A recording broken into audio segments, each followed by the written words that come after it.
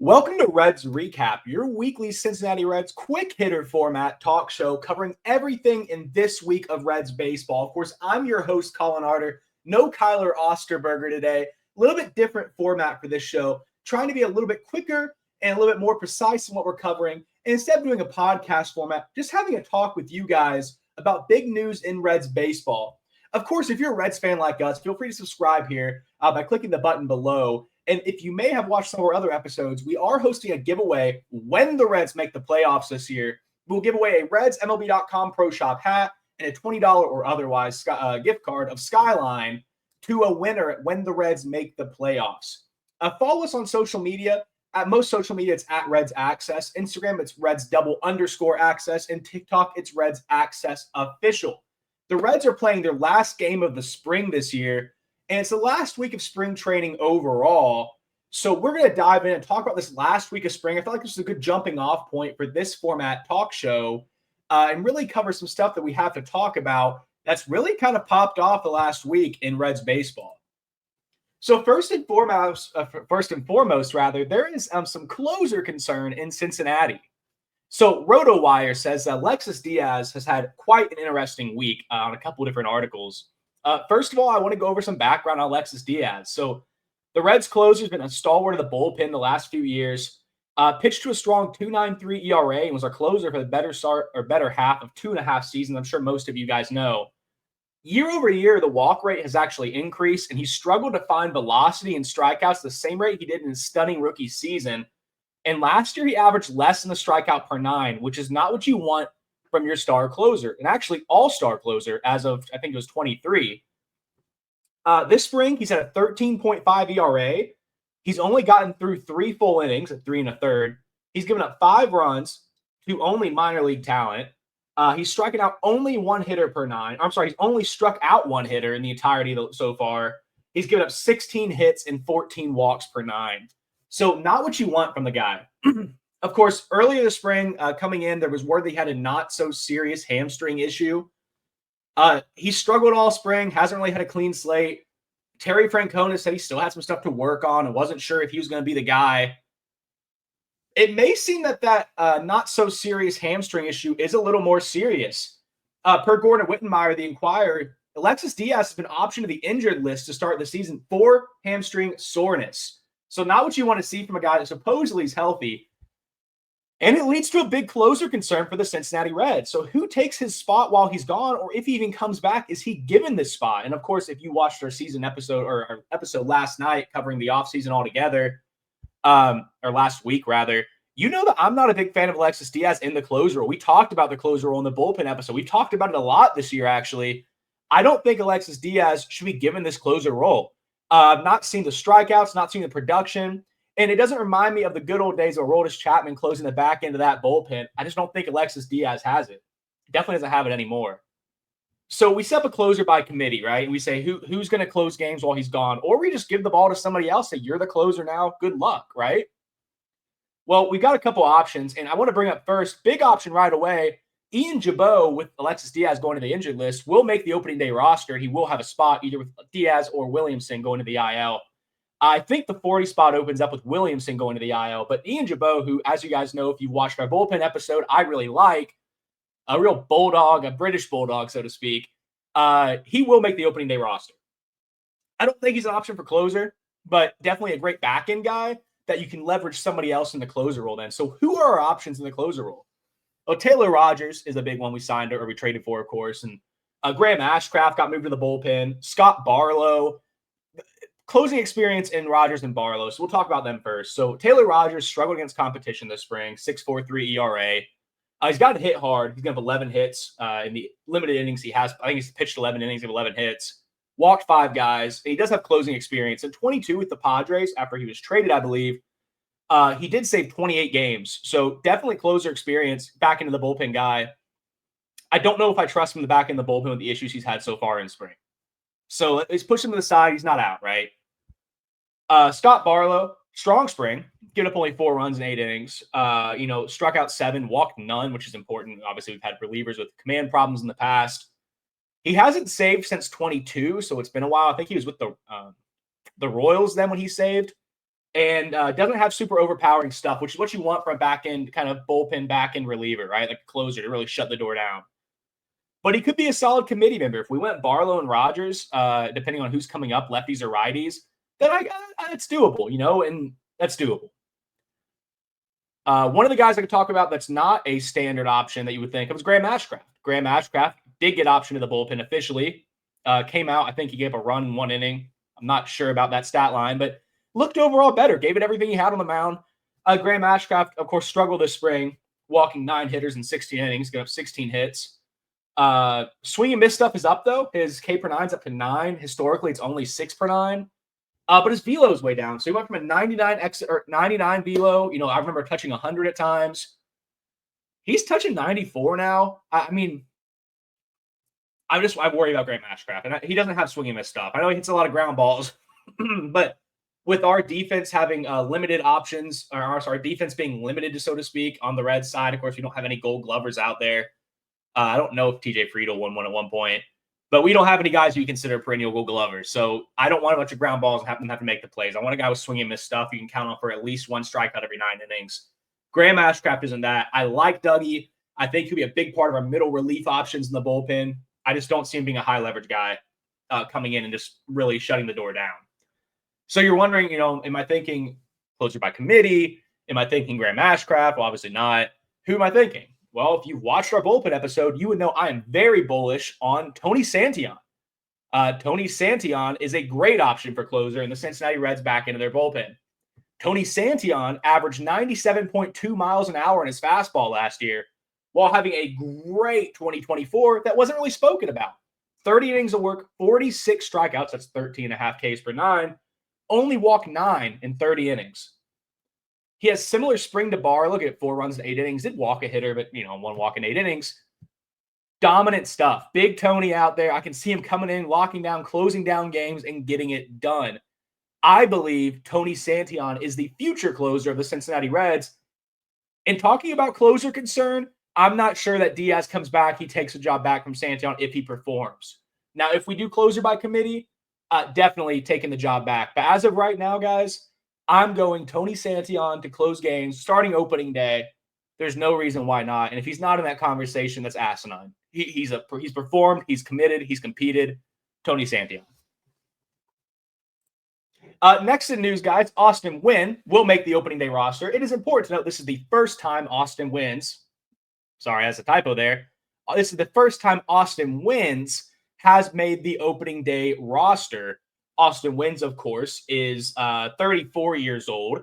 He has played and been a journeyman all over the league. Comes in last year and really competes.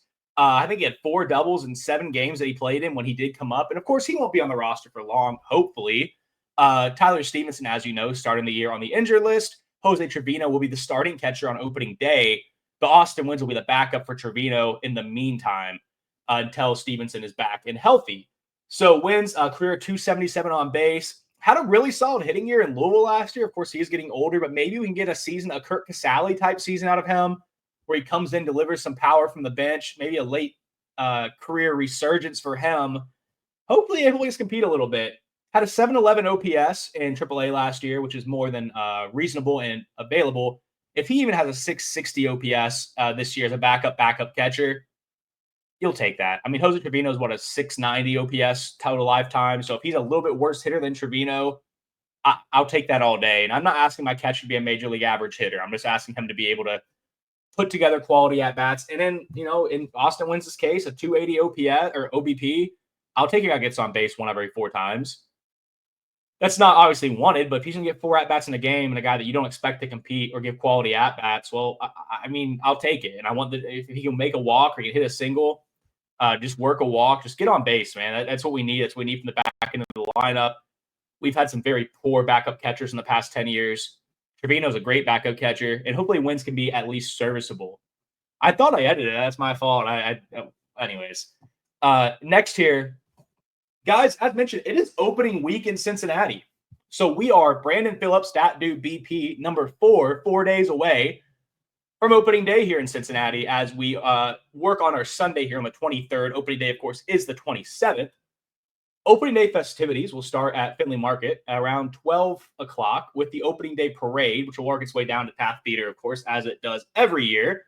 Grand Marshals, of course, that would be Chris Sabo this year, the goggle-wearing lovable first baseman from the 1990s. Not the best Reds first baseman of all time. If you watched last week's podcast episode, we gave that grail to Joey Votto, but mentioned Chris Sabo as an option alongside guys like Ted Kluwiski and who was the other one? Sean Casey, the mayor. How can I forget Sean Casey? I will be there attempting to vlog it. We are going to do a drink counter. My buddy and I do it every year. A drink counter for Reds opening day. Super excited for that. You will probably see drink counters down here as I'm going. I can't guarantee it'll be a full night event. I just don't know if that's going to make it. But I will try my hardest to vlog the entirety of opening day, including at the ballpark. Get a little bit of the game, a little bit of the crowd, hopefully bring home a win, which if we win on opening day, we are starting 2 games up on the Chicago Cubs, who went and got swept in Japan by the Tokyo Dodgers and their all-star studded cast, who put on a show in Japan with, I believe, Shohei Ohtani going deep in that second game. So the Reds are facing Logan Webb, a right-handed pitcher, which bodes well for us. A lot of our hitters are left-handed or well hitting against right-handed pitching. Of course, Jeff Brantley has made comment there's a serious concern. Are the Reds being able to compete against lefties? But that's not important for this game because Logan Webb is starting. So ignore it. Enjoy opening day. Grab a beer. Grab a Cincinnati Light. Sit back, relax, and watch the Reds on your local TV station. I believe it's Fox 19 at 4:10, or of course on Bally Sports Network. Lastly, it's looking to be beautiful weather again. Last few years been beautiful. I was expecting some rain. I think it said at one point some rain this year, but it's looking, cross my fingers, looking to be beautiful in the 50s, sunny with a little bit of clouds in the sky. Nothing too shabby to complain about for opening day weather in Cincinnati. Of course, lastly and most importantly, in my opinion, which is why I saved it for last, Spencer Steer is going to the injured list to start the season here in 2025.